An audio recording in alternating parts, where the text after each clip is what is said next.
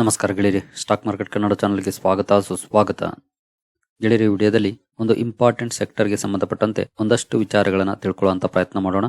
ಆ important sector ಯಾವುದು ಅಂತ ನಿಮ್ಗೆ ಈಗಾಗಲೇ ಗೊತ್ತಾಗಿದೆ ಅಂದ್ಕೊಳ್ತೀನಿ. ಯಾಕೆ ಈ ವಿಚಾರ ಇಂಪಾರ್ಟೆಂಟ್ ಅಂತಂದ್ರೆ, ನಿನ್ನೆ ಈ ಸ್ಟಾಕ್ಗಳಲ್ಲಿ ಭರ್ಜರಿ ಡೌನ್ ಫಾಲ್ ಕಂಡು ಬಂದಿತ್ತು. ಆದ್ರೆ ಇವತ್ತು ಅದೇ ಸ್ಟಾಕ್ ಗಳಲ್ಲಿ ಭರ್ಜರಿ ರ್ಯಾಲಿ ಕೂಡ ಕಂಡು ಬಂದಿದೆ. ಯೂಶಲಿ ಈ ತರದ ಸನ್ನಿವೇಶದಲ್ಲಿ ಸಾಕಷ್ಟು ಡೌಟ್ ಗಳು ರಿಟೇಲ್ ಇನ್ವೆಸ್ಟರ್ ಗಳಿಗೆ ಬರುತ್ತೆ. ಅದನ್ನ ನಿನ್ನೆ ಕೂಡ ನೀವು ಈಗಾಗಲೇ ಕಮೆಂಟ್ ಸೆಕ್ಷನ್ ಅಲ್ಲಿ ತಿಳಿಸಿದ್ರಿ. ಆದ್ರೆ ನಿನ್ನೆ ಕಾರಣಾಂತರದಿಂದ ನಾನು ವಿಡಿಯೋ ಕವರ್ ಮಾಡ್ಲಿಕ್ಕೆ ಆಗ್ಲಿಲ್ಲ. ಇವತ್ತು ಅದರ ಬಗ್ಗೆ ಒಂದಷ್ಟು ವಿಚಾರಗಳನ್ನ ತಿಳ್ಕೊಳ್ಳುವಂತ ಪ್ರಯತ್ನ ಮಾಡೋಣ. ಹಾಗೆ ಮೊದಲಿಗೆ ಡಿಸ್ಕ್ಲೇಮರ್ ಕೊಡ್ಲಿಕ್ಕೆ ಇಷ್ಟಪಡ್ತೀನಿ. ಇಲ್ಲಿ ಕವರ್ ಮಾಡ್ತಿರೋಂತ ಯಾವುದೇ ಸ್ಟಾಕ್ ಅನ್ನು ಕೂಡ ರೆಕಮೆಂಡ್ ಮಾಡ್ತಿಲ್ಲ. ನೀವು ಫರ್ದರ್ ಸ್ಟಡಿ ಮಾಡಿ ಡಿಸಿಷನ್ ತಗೊಳ್ಬಹುದು.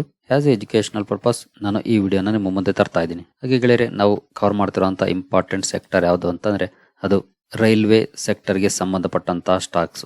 ಹಾಗೆ ಒಂದು ವಿಚಾರನ್ನ ನಾನು ಮೊದಲಿಗೆ ಕ್ಲಿಯರ್ ಮಾಡ್ತೀನಿ. ಅದೇನಂದ್ರೆ, ಯಾರಾದ್ರೂ ಎಕ್ಸ್ಪೆಕ್ಟೇಷನ್ ಇಟ್ಕೊಂಡು ಬಂದಿದ್ರೆ ಈ ಸ್ಟಾಕ್ ಗಳನ್ನ ನಾನು ಈಗ ಬೈ ಮಾಡ್ಬೋದಾ, ಸೆಲ್ ಮಾಡ್ಬೋದಾ, ಹೋಲ್ಡ್ ಮಾಡ್ಬೋದಾ ಅನ್ನೋ ಸಜೆಷನ್ ನಾನ್ ಕೊಡ್ತೀನಿ ಅಂತ ಎಕ್ಸ್ಪೆಕ್ಟೇಷನ್ ಇಟ್ಕೊಂಡು ನೀವು ವಿಡಿಯೋ ನೋಡ್ತಿದ್ರೆ ಖಂಡಿತ ಈ ವಿಡಿಯೋನ ಇಲ್ಲಿಗೆ ನೀವು ಸ್ಕಿಪ್ ಮಾಡಬಹುದು. ಕಾರಣ ಇಷ್ಟೇ, ಅಂತಹ ರೆಕಮೆಂಡೇಶನ್ ನನ್ನಿಂದ ಬರೋದಿಲ್ಲ. ಆದ್ರೆ ನಾನು ಈ ಸೆಕ್ಟರ್ಗೆ ಸಂಬಂಧಪಟ್ಟಂತೆ, ಕಂಪನಿಗಳಿಗೆ ಸಂಬಂಧಪಟ್ಟಂತೆ ಒಂದಷ್ಟು ಮಾಹಿತಿಯನ್ನ ನಿಮ್ಗೆ ತಿಳಿಸುವಂತ ಪ್ರಯತ್ನ ಮಾಡ್ತೀನಿ. ಅದ್ರ ನಂತರ ಡಿಸಿಷನ್ ತಗೊಳ್ಬೇಕಾಗಿರೋದು ನೀವು. ಸೆಲ್ ಮಾಡ್ಬೇಕಾ, ಬೈ ಮಾಡ್ಬೇಕಾ, ಹೋಲ್ಡ್ ಮಾಡ್ಬೇಕಾ ಅಂತ.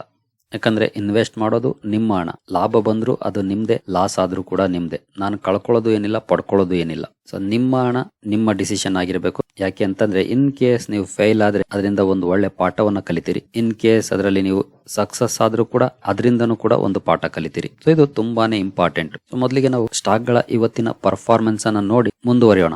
ನೀವು RVNL ಅಲ್ಲಿ ಪರ್ಫಾರ್ಮೆನ್ಸ್ ಅನ್ನು ನೋಡಬಹುದು. ಇವತ್ತು 3% ಗಿಂತ ಜಾಸ್ತಿ ರ್ಯಾಲಿ RVNL ಅಲ್ಲಿ ಕಂಡು ಬಂದಿದೆ. ಹಾಗೆ ನಂತರ IRFC ಪರ್ಫಾರ್ಮೆನ್ಸ್ ಅನ್ನು ನೋಡಿದ್ರೆ ಇಲ್ಲೂ ಕೂಡ ಆಲ್ಮೋಸ್ಟ್ 7% ಪಾಸಿಟಿವ್ ಪರ್ಫಾರ್ಮೆನ್ಸ್ ಕಂಡು ಬಂದಿದೆ. ಸೊ ನೆಕ್ಸ್ಟ್ ಸ್ಟಾಕ್ ಬರೋದಾದ್ರೆ ಇರ್ಕಾನ್ ಇಂಟರ್ನ್ಯಾಷನಲ್ 5% ಪಾಸಿಟಿವ್ ಇದೆ. ಹಾಗೆ ನೆಕ್ಸ್ಟ್ ಸ್ಟಾಕ್ಗೆ ನಾವು ಬರೋದಾದ್ರೆ ರೈಲ್ಟೆಲ್, ಇಲ್ಲೂ ಕೂಡ ಮೋರ್ ದನ್ 2% ಪಾಸಿಟಿವ್ ಪರ್ಫಾರ್ಮೆನ್ಸ್ ಕಂಡು ಬಂದಿದೆ. ನೆಕ್ಸ್ಟ್ ಸ್ಟಾಕ್ ರೈಟ್ಸ್ 2.73% ಪಾಸಿಟಿವ್ ಇದೆ. ಸೊ ಇಲ್ಲೂ ಕೂಡ ಒಳ್ಳೆ ಪರ್ಫಾರ್ಮೆನ್ಸ್ ಇವತ್ತು ಕಂಡು ಬಂದಿದೆ. ಹಾಗೆ ತೀತಾಗರ್ ರೈಲಲ್ಲಿ 1% ಗಿಂತ ಜಾಸ್ತಿ ಪಾಸಿಟಿವ್ ಪರ್ಫಾರ್ಮೆನ್ಸ್ ಇದೆ. ಜುಪಿಟರ್ ವ್ಯಾಗನ್ಸ್ ಅಲ್ಲಿ ಇವತ್ತು ಸ್ವಲ್ಪ ಅಂಡರ್ ಪರ್ಫಾರ್ಮೆನ್ಸ್ ಕಂಟಿನ್ಯೂ ಆಗಿದೆ. ನೆಕ್ಸ್ಟ್ ಸ್ಟಾಕ್ಗೆ ನಾವು ಬರೋದಾದ್ರೆ IRCTC ನಲ್ಲಿ ನೋಡಬಹುದು, ಹತ್ತಿರ 4.25% ಪಾಸಿಟಿವ್ ಪರ್ಫಾರ್ಮೆನ್ಸ್ ಇವತ್ತು ಕಂಡು ಬಂದಿದೆ. Next container corporation of India ಅಥವಾ ಕಾನ್ಕಾರ್ 1.83% ಪಾಸಿಟಿವ್ ಇದೆ. ನೆಕ್ಸ್ಟ್ BEML ಆಲ್ಮೋಸ್ಟ್ 5% ಪಾಸಿಟಿವ್ ಇದೆ. ನೆಕ್ಸ್ಟ್ ಸ್ಟಾಕ್ಗೆ ಬರೋದಾದ್ರೆ BHEL 3.5% ಪಾಸಿಟಿವ್ ಇದೆ. ಈ ಕಂಪನಿ ಕೂಡ ರೈಲ್ವೆ ಸೆಗ್ಮೆಂಟ್ ಅಲ್ಲಿ ಕೆಲಸ ಮಾಡುತ್ತೆ, ಅದು ನೆನಪಿರ್ಲಿ. ಹಾಗೆ ಟೆಕ್ಸ್ಮಾಕೋ ರೈಲಲ್ಲಿ 4% ಪಾಸಿಟಿವ್ ಇದೆ. ಸೊ ಆಲ್ಮೋಸ್ಟ್ ಸ್ಟಾಕ್ ಗಳು ಇವತ್ತು ಪಾಸಿಟಿವ್ ಪರ್ಫಾರ್ಮೆನ್ಸ್ ಅನ್ನ ಕೊಟ್ಟಿದ್ದಾವೆ. ನಿನ್ನೆ ಈ ಸ್ಟಾಕ್ ಗಳಲ್ಲಿ ಡೌನ್ ಫಾಲ್ ಕಂಡು ಬಂತು. ಎಲ್ಲ ಸ್ಟಾಕ್ ಗಳಲ್ಲಿ ಬಂದಿಲ್ಲದೆ ಇರಬಹುದು, ಹಲವಾರು ಸ್ಟಾಕ್ ಗಳಲ್ಲಿ, ಮ್ಯಾಕ್ಸಿಮಮ್ ಸ್ಟಾಕ್ ಗಳಲ್ಲಿ ಡೌನ್ ಫಾಲ್ ಕಂಡು ಬಂದಿತ್ತು. ಇವತ್ತು ಹೇಗೆ ಮ್ಯಾಕ್ಸಿಮಮ್ ಸ್ಟಾಕ್ ಗಳಲ್ಲಿ ಪಾಸಿಟಿವ್ ಪರ್ಫಾರ್ಮೆನ್ಸ್ ಇದೆಯೋ ಅದೇ ರೀತಿ ನಿನ್ನೆ ಮ್ಯಾಕ್ಸಿಮಮ್ ಸ್ಟಾಕ್ ಗಳಲ್ಲಿ ನೆಗೆಟಿವ್ ಪರ್ಫಾರ್ಮೆನ್ಸ್ ಇತ್ತು. ಇಂತಹ ಸಮಯದಲ್ಲಿ ಸ್ವಲ್ಪ ಕನ್ಫ್ಯೂಷನ್ ಗೆ ಒಳಗಾಗ್ತಾರೆ ರಿಟೇಲ್ ಇನ್ವೆಸ್ಟರ್ಸ್, ಎಸ್ಪೆಷಲಿ ಬಿಗಿನರ್ಸ್. ಹಾಗೆ ಕೆಲವರ ಸಜೆಷನ್ ಗಳನ್ನ ನಾನು ಕಮೆಂಟ್ ಸೆಕ್ಷನ್ ಅಲ್ಲಿ ನೋಡಿದೆ. ರೈಲ್ವೆ ಸ್ಟಾಕ್ ಗಳು ಸಖತ್ತಾಗಿ ರ್ಯಾಲಿ ಹೋಗಿದೆ, ಈಗ ಎಕ್ಸಿಟ್ ಆಗ್ಬಿಡಿ ಅನ್ನೋ ಅಂತ ಕಮೆಂಟ್ಸ್ ಅನ್ನ. ಖಂಡಿತ ರ್ಯಾಲಿ ಹೋಗಿರೋದ್ರಲ್ಲಿ ಯಾವುದೇ ರೀತಿ ಡೌಟ್ ಇಲ್ಲ. ನೀವು ಯಾವುದೇ ಸ್ಟಾಕ್ ಅನ್ನ ನೋಡಿ, ಎಲ್ಲ ಸ್ಟಾಕ್ ಅಲ್ಲೂ ಕೂಡ ಒಳ್ಳೆ ರ್ಯಾಲಿ ಕಂಡು ಬಂದಿದೆ. ಅಂದ್ರೆ ರೈಲ್ವೆಗೆ ಸಂಬಂಧಪಟ್ಟಂತಹ ಸ್ಟಾಕ್ ಗಳು, ಎಸ್ಪೆಷಲಿ ಲಾಸ್ಟ್ 2 ವೀಕ್ಸ್ ಇಂದ ಭರ್ಜರಿ ಪರ್ಫಾರ್ಮೆನ್ಸ್ ಈ ಸ್ಟಾಕ್ ಗಳು ಕೊಟ್ಟಿದ್ದಾವೆ. ಸೊ ಇಂತಹ ಸಮಯದಲ್ಲಿ ಒಂದ್ ಪಾಯಿಂಟ್ ಆಫ್ ವ್ಯೂ ನಲ್ಲಿ ಅವರು ಕೂಡ ಸರಿನೇ, ಯಾಕಂದ್ರೆ ರ್ಯಾಲಿ ಹೋಗಿದ್ದಾವೆ. ಸೊ ಇನ್ನು ದೊಡ್ಡ ಮಟ್ಟದ ರ್ಯಾಲಿಯನ್ನ ನಾವು ಎಕ್ಸ್ಪೆಕ್ಟ್ ಮಾಡ್ಲಿಕ್ಕೆ ಆಗೋಲ್ಲ ಅನ್ನೋದು ಅವರ ಒಪಿನಿಯನ್. ಅದು ಪಾರ್ಶಿಯಲಿ ರೈಟ್ ಅಂತಾನೆ ನಾನು ಹೇಳ್ತೀನಿ. ಜೊತೆಗೆ ಇನ್ನು ಒಂದು ಪಾರ್ಶಿಯಲಿ ರಾಂಗ್ ಅಂತ ಕೂಡ ಹೇಳ್ತೀನಿ. ಸೊ ಅದೇನಂತಂದ್ರೆ ಎಕ್ಸಿಟ್ ಆಗೋದು. ಸರಿ, ಎಕ್ಸಿಟ್ ಆಗ್ಬಹುದು. ಸೊ ಅದೇನು ದೊಡ್ಡ ವಿಚಾರ ಅಲ್ಲ. ಎಕ್ಸಿಟ್ ಬಟನ್ ಅನ್ನ ಒತ್ತೋದು ಜಸ್ಟ್ 1 or 2 ಕ್ಲಿಕ್ ಅಷ್ಟೇ. ಆದ್ರೆ ಮತ್ತೆ ರೀ ಎಂಟ್ರಿ ಯಾವಾಗ? ಇದನ್ನ ಯಾರಾದ್ರೂ ಅಶ್ಯೂರೆನ್ಸ್ ಕೊಡ್ತಾರಾ? ಇಲ್ಲ, ಅದನ್ನ ಕೊಡ್ಲಿಕ್ಕೆ ಸಾಧ್ಯ ಇಲ್ಲ. ಹಾಗೆ ನೀವು ರೈಲ್ವೆ ಸ್ಟಾಕ್ ಗಳಲ್ಲಿ ಯಾಕೆ ಇನ್ವೆಸ್ಟ್ ಮಾಡಿದ್ರಿ? ಇದು ತುಂಬಾ ಇಂಪಾರ್ಟೆಂಟ್ ಆಗಿರುವಂತ ಪ್ರಶ್ನೆ, ನಿಮಗೆ ನೀವೇ ಕೇಳ್ಕೊಳ್ಬೇಕಾಗಿರುವಂತದ್ದು. ಯಾಕಂದ್ರೆ ಈ ಸ್ಟಾಕ್ ಗಳಲ್ಲಿ 10, 15, 50, 100% ರಿಟರ್ನ್ಸ್ ತಗೊಂಡು ಎಕ್ಸಿಟ್ ಆಗ್ಲಿಕ್ಕೆ ಇನ್ವೆಸ್ಟ್ ಮಾಡಿದ್ರ, ಅಥವಾ 500%, 1000% ಈ ರೀತಿ ರಿಟರ್ನ್ಸ್ ಅನ್ನ ಗಳಿಸಲಿಕ್ಕೆ ಇನ್ವೆಸ್ಟ್ ಮಾಡಿದ್ರ? ಇದು ತುಂಬಾ ಇಂಪಾರ್ಟೆಂಟ್ ಆಗಿರುವಂತ ಪ್ರಶ್ನೆ. ಸೊ ಇದನ್ನ ನಿಮ್ಗೆ ನೀವೇ ಕೇಳ್ಕೊಳ್ಳಿ. ಸೊ ಇಲ್ಲ, ನಾನು ಇಲ್ಲಿ ಇನ್ವೆಸ್ಟ್ ಮಾಡಿರೋದು ನನ್ನ 1 ಲಕ್ಷವನ್ನ 10 ಲಕ್ಷ, 15 ಲಕ್ಷ, 20 ಲಕ್ಷ ಬೆಳೆಸ್ಕೊಳ್ಳಕ್ಕೆ, ಅಥವಾ ನನ್ನ 10 ಲಕ್ಷವನ್ನ 50 ಲಕ್ಷ, 1 ಕೋಟಿ ಈ ರೀತಿ ಬೆಳೆಸ್ಕೊಳ್ಳಿಕ್ಕೆ ಅನ್ನೋ ಅಂತವ್ರು ಜಸ್ಟ್ ಬಂದಿರೋಂತ ಸ್ಮಾಲ್ ಪ್ರಾಫಿಟ್ ಅನ್ನ ತಗೊಂಡು ಎಕ್ಸಿಟ್ ಆದ್ರೆ ಅದು ಸಾಧ್ಯನಾ? ನಿಮ್ಮ ಗುರಿ ತಲುಪಲಿಕ್ಕೆ ಸಾಧ್ಯನಾ? ಈ ಪ್ರಶ್ನೆಯನ್ನ ಕೇಳ್ಕೊಳ್ಬೇಕಾಗುತ್ತೆ. ಸೊ ಇಲ್ಲ, ನಾನು ಶಾರ್ಟ್ ಟರ್ಮ್ ಗೆ ಎಂಟರ್ ಆಗಿದ್ದೆ, ನನ್ಗೆ 50% ಅಥವಾ 20% ರಿಟರ್ನ್ಸ್ ಬಂದ್ರು ಸಾಕು ಅನ್ನೋರು ಖಂಡಿತ ಅವರು ಎಕ್ಸಿಟ್ ಆಗಿರ್ತಾರೆ. ಅವ್ರೇನ್ ನಮ್ಮ ಮಾತುಗೂ ವೇಟ್ ಮಾಡೋದಿಲ್ಲ, ಇನ್ನೊಬ್ರು ಮಾತುಗೂ ವೇಟ್ ಮಾಡೋದಿಲ್ಲ. ಯಾಕಂದ್ರೆ ಅವ್ರಿಗೆ ಎಂಟರ್ ಆಗುವಾಗ್ಲೇ ಕ್ಲಾರಿಟಿ ಇರುತ್ತೆ. ಸೊ ನಾನು ಪ್ರಾಫಿಟ್ ಗೆ ಎಂಟರ್ ಆಗ್ತಿದ್ದೀನಾ, ವೆಲ್ತ್ಗೆ ಎಂಟರ್ ಆಗ್ತಿದ್ದೀನ ಅಂತ. ಸೊ ವೆಲ್ತ್ಗೆ ಎಂಟರ್ ಆಗಿದ್ರೆ ಈ ಕ್ಲಾರಿಟಿ ಇರೋರು ಯಾರು ಕೂಡ 5% 10% ಬೀಳ್ತಿದಂಗೆ ಎಕ್ಸಿಟ್ ಆಗ್ಲಿಕ್ಕೆ ಚಿಂತೆ ಮಾಡೋದಿಲ್ಲ. ಸೊ ಯಾರು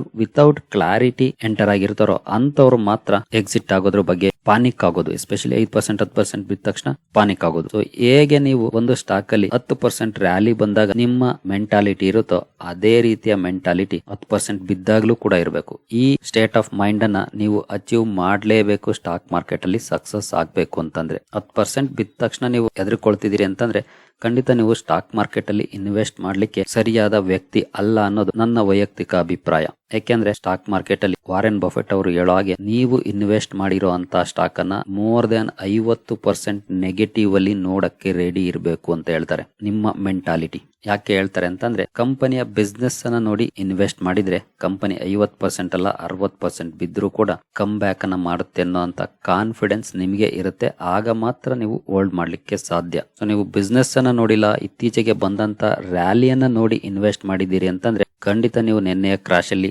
ಆಲ್ಮೋಸ್ಟ್ ತುಂಬಾ ಜನ ಎಕ್ಸಿಟ್ ಆಗಿರ್ತೀರಿ, ಅದರಲ್ಲಿ ಡೌಟೇ ಇಲ್ಲ. ಸೊ ಹಾಗೆ ಕಂಪನಿಗಳಲ್ಲಿ ಯಾವಾಗ ಎಕ್ಸಿಟ್ ಆಗ್ಬೇಕಾಗಿರೋದು ಆ ಕಂಪನಿಗಳ ಬಿಸ್ನೆಸ್ ಡೌನ್ ಆಗೋವಾಗ. ಸೊ ಕಂಪನಿಗಳಲ್ಲಿ ಏನಾದ್ರೂ ಬಿಸ್ನೆಸ್ ಅಲ್ಲಿ ಸಮಸ್ಯೆ ಇದೆಯಾ? ಆಸ್ ಆಫ್ ನಾವು ಖಂಡಿತ ರೈಲ್ವೆ ಸ್ಟಾಕ್ ಗಳಲ್ಲಿ ಯಾವುದೇ ರೀತಿಯ ಸಮಸ್ಯೆ ಅಂತೂ ಕಾಣ್ತಾ ಇಲ್ಲ. ಜೊತೆಗೆ ಬೆಳೆಯಲಿಕ್ಕೆ ತುಂಬಾನೇ ಅಪಾರ್ಚುನಿಟಿ ಇರೋ ಅಂತ ಸೆಕ್ಟರ್. ಯಾಕಂದ್ರೆ ಬಿಗ್ ಪ್ಲಾನ್ ಅನ್ನ ಸರ್ಕಾರ ಮಾಡ್ಕೊಂಡು ಕಾಯ್ತಾ ಇದೆ, ಮುಂದುವರಿತಾ ಇದೆ. ಸೊ ಹಾಗಾಗಿನೇ ಸ್ಟಾಕ್ ಗಳು ಇವತ್ತು ಭರ್ಜರಿ ರ್ಯಾಲಿಯನ್ನ ಕಾಣ್ತಾ ಇರೋದು. ಹಾಗೆ ಸ್ಟಾಕ್ ಗಳು ಬೀಳೋದಿಲ್ಲ ಅಂತಲ್ಲ, ನಿನ್ನೆ ಬಿದ್ದಾಗೆ ಇನ್ನೂ ಬೀಳ್ಬಹುದು. 25-30% ಕೂಡ ಕರೆಕ್ಷನ್ ಆಗ್ಬಹುದು, 50% ಕೂಡ ಕರೆಕ್ಷನ್ ಆಗ್ಬಹುದು. ಸೊ ನಿಮಗೆ ಬೇಕಿರೋದು ಕನ್ವಿಕ್ಷನ್. ಕಂಪನಿಯ ಬಿಸ್ನೆಸ್ ಚೆನ್ನಾಗಿದ್ಯಾ? ನಿಮ್ಗೆ ಅನ್ಸುತ್ತಾ ಈ ಕಂಪನಿ ಇನ್ನೂ ಒಳ್ಳೆ ಪರ್ಫಾರ್ಮೆನ್ಸ್ ಅನ್ನ ಕೊಡಬಹುದು ಅಂತ? ಜಸ್ಟ್ ಕಂಟಿನ್ಯೂ ಮಾಡಿ. ಇಲ್ವಾ ನಿಮ್ಗೆ ಅನ್ಸಲ್ವಾ ಈ ಸ್ಟಾಕ್ ಇದಕ್ಕಿಂತ ಮೇಲೆ ಹೋಗಕ್ ಸಾಧ್ಯನೇ ಇಲ್ಲ ಅನ್ಸುತ್ತಾ? ಸ್ಟ್ರೈಟ್ ಅವೇ ಎಕ್ಸಿಟ್ ಆಗಿ. ಸೊ ಅದ್ರಲ್ಲಿ ಯಾವುದೇ ರೀತಿಯ ಡೌಟ್ ಇಲ್ಲ. ಸೊ ಈ ಕ್ಲಾರಿಟಿ ಬರಬೇಕು. ಹಾಗೆ ಕೆಲವರು ಹೇಳ್ತಾರೆ ಸೊ ಈಗ ಎಕ್ಸಿಟ್ ಆಗಿ ಕರೆಕ್ಷನ್ ಆದ್ಮೇಲೆ ಎಂಟರ್ ಆಗ್ಬೋದು ಅಂತ. ಕರೆಕ್ಟ್, ನಾನು ಅವಾಗ್ಲೂ ಹೇಳ್ದಂಗೆ ನೀವು ಪಾರ್ಶಿಯಲಿ ರೈಟ್. ಆದ್ರೆ ಟಾಪ್ ಯಾವುದು ಬಾಟಮ್ ಯಾವುದು ಅಂತ ಯಾರಿಗ್ ಗೊತ್ತಿದೆ? ಇದ್ರ ಬಗ್ಗೆ ವಿಜಯ್ ಕೆಡಿ ಅವರು ತುಂಬಾ ಚೆನ್ನಾಗಿ ಹೇಳ್ತಾರೆ. ಸೊ ನೀವು ಇಲ್ಲಿ ನೋಡಬಹುದು, Vijay Kedia quote on top and bottom ಅಂತ ಸರ್ಚ್ ಮಾಡಿದೀನಿ ಗೂಗಲ್ ಅಲ್ಲಿ. ಸೊ ಇಲ್ಲಿ ಮೊದಲಿಗೆ ಬಂದಿದೆ goodreads.com. Only 2 people can buy at the bottom and sell at the top. One is God and the other is a liar. So ಬರೀ ಇಬ್ರು ಮಾತ್ರ bottom ಅಲ್ಲಿ ಬೈ ಮಾಡಿ ಟಾಪ್ ಅಲ್ಲಿ ಸೆಲ್ ಮಾಡ್ಲಿಕ್ಕೆ ಸಾಧ್ಯ ಅಂತ ಹೇಳ್ತಾರೆ ಇವರು. ಆ ಇಬ್ರು ಯಾರು ಅಂತಂದ್ರೆ ಒಂದು ದೇವ್ರು, ಇನ್ನೊಬ್ರು ಸುಳ್ಳು ಹೇಳೋರು ಅಥವಾ ಸುಳ್ಳುಗಾರ. ಯಾಕಂದ್ರೆ ದೇವ್ರು ಮಾತ್ರ ಕಂಡುಹಿಡಿಲಿಕ್ಕೆ ಸಾಧ್ಯ ಆಗ್ಬೋದು ಟಾಪ್ ಯಾವ್ದು ಬಾಟಮ್ ಯಾವ್ದು ಅಂತ. ಇನ್ನೊಬ್ಬ ಸುಳ್ಳುಗಾರ. ಸೊ ಅಂದ್ರೆ ಯಾವ್ದು ಬಾಟಮ್ ಇರುತ್ತೋ ನಾನು ಎಕ್ಸಾಕ್ಟ್ ಇಲ್ಲೇ ಬೈ ಮಾಡಿದ್ದೆ ಅಂತ ಹೇಳೋಕೆ, ಯಾವ್ದು ಟಾಪ್ ಇರುತ್ತೋ ಎಕ್ಸಾಕ್ಟ್ ನಾನು ಇಲ್ಲೇ ಸೆಲ್ ಮಾಡಿದ್ದೆ ಅಂತ ಹೇಳೋರು. ಸೊ ಇವರಿಬ್ಬರಿಗೆ ಮಾತ್ರ ಸಾಧ್ಯ ಅಂತ ಹೇಳ್ತಾರೆ. ಯಾಕೆ ಹಿಂಗ್ ಹೇಳ್ತಾರೆ ಅಂತಂದ್ರೆ ಅವ್ರಿಗೆ ಗೊತ್ತು ಮಾರ್ಕೆಟ್ ನ ಟಾಪ್ ಅಂಡ್ ಬಾಟಮ್ ಅನ್ನು ಯಾರು ಇದೆ ಅಂತ ಹೇಳಲಿಕ್ಕೆ ಆಗೋದಿಲ್ಲ ಅಂತ. ನಾವು ಬಾಟಮ್ ಅಂದ್ಕೊಂಡ್ರೆ ಮಾರ್ಕೆಟ್ ಇನ್ನೂ ಕೆಳಗಡೆ ಹೋಗಿರುತ್ತೆ, ಅಥವಾ ನಾವು ಅಂದ್ಕೊಂಡಿದ್ದಕ್ಕಿಂತ ಮೇಲೇನೆ ರಿಕವರಿ ಮಾಡಿರುತ್ತೆ. ನಾವು ಟಾಪ್ ಅಂದ್ಕೊಂಡ್ರೆ ಅದಕ್ಕಿಂತ ಮೇಲೆ ಹೋಗಿರುತ್ತೆ, ಅಥವಾ ನಾವು ಟಾಪ್ ಅಂದಿದ್ದಕ್ಕಿಂತ ಕೆಳಗಡೆಯಿಂದಾನೇ ಡೌನ್ ಆಗಿರುತ್ತೆ. ಸೊ ಈ ರೀತಿ ವೇರಿಯಸ್ ಟೈಮ್ ಈ ರೀತಿ ಬದಲಾವಣೆಗಳಾಗುತ್ತೆ. ನೀವು ಇನ್ ಕೇಸ್ ಇವರ ಕೋಟ್ಸ್ ಅನ್ನ ಸರ್ಚ್ ಮಾಡಿದ್ರು ಕೂಡ ನೋಡಬಹುದು. ನೀವು ಒಂದು ನ್ಯೂಸ್ ಪೇಪರ್ ಅಲ್ಲಿ ಕವರ್ ಮಾಡಿರುವಂತ ಒಂದು ಕೋಟ್ ಇದು. ಸೊ ಅದೇ same coat. Only 2 people can buy the bottom and sell at the top. One is God and the other is a liar. So ಈ ವ್ಯಕ್ತಿ ಯಾಕೆ ಇಂಪಾರ್ಟೆಂಟ್ ಆಗ್ತಾರೆ? ಯಾಕೆಂತಂದ್ರೆ ಇವರ ನೆಟ್ವರ್ತ್ ನೋಡಬಹುದು 1415 ಕೋಟಿ ಇದೆ. ಸೊ ಇವರು ಸಾಕಷ್ಟು ಸ್ಟಾಕ್ ಗಳಲ್ಲಿ ಇನ್ವೆಸ್ಟ್ ಮಾಡಿರುವಂತದ್ದು ಇದು. ಹಾಗೆ ಇಲ್ಲಿ ಇದೇನು 100% ಎಕ್ಸಾಕ್ಟ್ ಇದೇ ನಂಬರ್ಸ್ ಅಂತ ಹೇಳಿಕ್ ಆಗೋದಿಲ್ಲ, ಇದಕ್ಕಿಂತ ಜಾಸ್ತಿ ಇರುತ್ತೆ. ಕಾರಣ ಇದು ಟಿಕರ್ ಫಿನಾಲಜಿ ವೆಬ್ಸೈಟ್ ಅಲ್ಲಿ ಇರುವಂತದ್ದು. ಹಾಗೆ ಇವರು ಯಾವ್ದನ್ನ ಬೇಸಿಸ್ ಆಗಿ ತಗೊಳ್ತಾರೆ ಅಂತಂದ್ರೆ ಯಾವ ಸ್ಟಾಕ್ ಗಳಲ್ಲಿ ಇವರ ಹೋಲ್ಡಿಂಗ್ ಇರುತ್ತೋ ಅದನ್ನ ಬೇಸ್ ಆಗಿ ತಗೊಳ್ತಾರೆ. ಸೊ ಅದನ್ನ ನೋಡಿ ಕ್ಯಾಲ್ಕುಲೇಟ್ ಮಾಡಿರ್ತಾರೆ. ಸೊ ಹಾಗೆ ಯಾವ ಸ್ಟಾಕ್ ಗಳಲ್ಲಿ ಬಿಲೋ 1% ಹೋಲ್ಡಿಂಗ್ ಇದ್ರೆ ಅಂತ ಇವ್ರುಗಳಿಗೆ ಡೇಟಾ ಸಿಗೋದೇ ಇಲ್ಲ. ಯಾವುದು ಬಿಲೋ 1% ಗಿಂತ ಜಾಸ್ತಿ ಅಂದ್ರೆ ಅಬೋವ್ 1% ಇರುತ್ತೋ ಅದು ಮಾತ್ರ ಶೇರ್ ಹೋಲ್ಡಿಂಗ್ ಅಲ್ಲಿ ಅಪಿಯರ್ ಆಗುತ್ತೆ ಇವರ ನೇಮ್. ಅದು ನೀವಾಗಿದ್ರು ಸರಿ, ವಿಜಯ್ ಕೆಡಿ ಆಗಿದ್ರು ಸರಿ, ಅರೆ ಇನ್ನೊಬ್ರು ಆಗಿದ್ರು ಸರಿ. ಮೋರ್ ದನ್ 1% ಹೋಲ್ಡಿಂಗ್ ಅನ್ನ ನೀವು ಯಾವುದೇ ಒಂದು ಕಂಪನಿಯಲ್ಲಿ ಇಟ್ಟಿದ್ದೀರಿ ಅಂದ್ರೆ ಆಗ ಶೇರ್ ಹೋಲ್ಡಿಂಗ್ ಪ್ಯಾಟರ್ನ್ ಅಲ್ಲಿ ನಿಮ್ಮ ನೇಮ್ ಅಪಿಯರ್ ಆಗುತ್ತೆ. ಸೊ ಆ ನೇಮ್ ಅಪಿಯರ್ ಆಗಿರುವಂತ ಡೇಟಾನ ತಗೊಂಡು ಇವರು 1400 ಕೋಟಿ ನೆಟ್ವರ್ತ್ ಅಂತ ತೋರಿಸ್ತಿದ್ದಾರೆ ಅಷ್ಟೇ. ಯಾವೆಲ್ಲ ಸ್ಟಾಕ್ ಗಳಲ್ಲಿ ಇವರು ಬಿಲೋ 1% ಹೋಲ್ಡಿಂಗ್ ಇಟ್ಟಿದಾರೋ ಅದು ಗೊತ್ತೇ ಇರೋದಿಲ್ಲ. ಸೊ ಅದನ್ನೆಲ್ಲ ಕೌಂಟ್ ಮಾಡಿದ್ರೆ ಇದಕ್ಕಿಂತ ಜಾಸ್ತಿ ಆಗುತ್ತೆ ಅವರ ನೆಟ್ವರ್ತ್. ಸೊ ಎಷ್ಟು 1000 ಕೋಟಿ ಒಡೆಯ ಈ ರೀತಿ ಮಾತು ಹೇಳ್ತಾರೆ ಅಂತ ಅಂದ್ರೆ ಸುಮ್ನೆ ಹೇಳ್ತಾರ?